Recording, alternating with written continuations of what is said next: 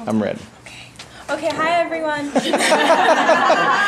Heather, I'm one of the residents here, and I'm really excited that we're doing this. I think this is just a really lovely event to have everyone just share these different skills. It's kind of awesome. So today I'm just going to show you basically how I carve my pieces. I work really intuitively, and I don't know, it's pretty based off of my mood, so I hope I'm in a good mood. I had really good food today for dinner, you know, it was solid. So what I do to begin with is I usually trim a footwell in all of my cups, and I just sort of hack at the bottom of it to cut some feet into it. And I'm working to get a little bit of a tripod, so these two are equal, and then I always leave this one bigger to trim in the middle of it. And I'll usually finish these up and kind of consider how the line down here is affecting the rest of it.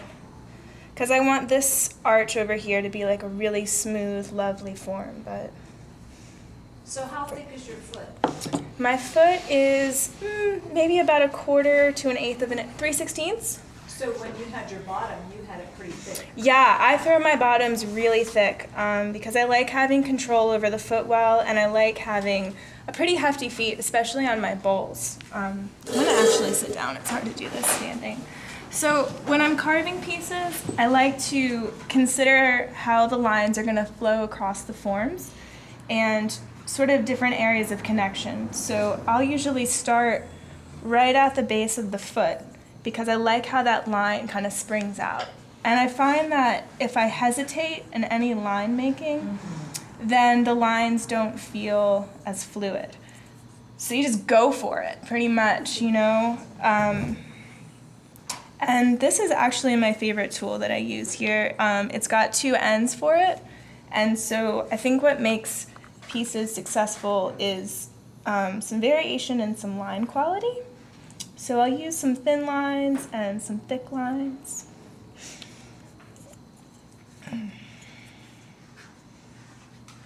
And just starting off, I kind of just map out where I want things to be. And it looks kind of random at first. And then what happens is I slowly try and connect some of the lines that I've already made. And it really is interesting how these pieces can change kind of daily. So I like to throw really similar forms and then have the lines change as I go across them. So how do you usually finish your pieces? Do you use underglazes, or what do you use? Well, right now I'm actually in a little bit of a transitional period with my work. I do a lot of salt firing, and so I like to finish pieces with slip, and sometimes I will paint the slip over top of the carvings, and other times I will paint around it, or a little bit of both. But more recently I've been actually working with red clay and using different terracidges. The sculpture on the back wall is one of mine, which is actually something that I was really excited about. It's kind of a literal translation of the carving, so all of the shapes are based off of the pieces that I carve here. So what I do at this point is look at where the carvings are on the form. And I like to have a balance between some heaviness on one side and a little bit of, like, I don't know, like a little peekaboo or something on the top or on the bottom, just to make the pot feel cohesive. So this guy comes over here.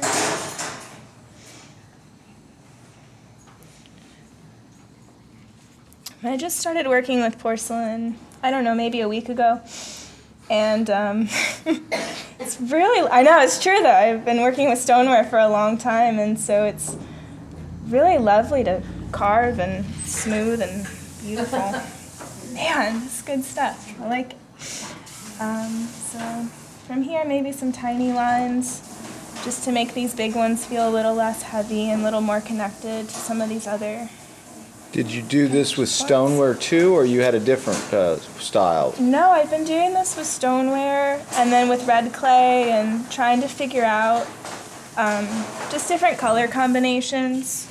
More recently, I've been glazing these patterns, like drawing these patterns on the actual pieces. Okay. Making sculpture about them. I actually, the other day, thought about where these carvings came from.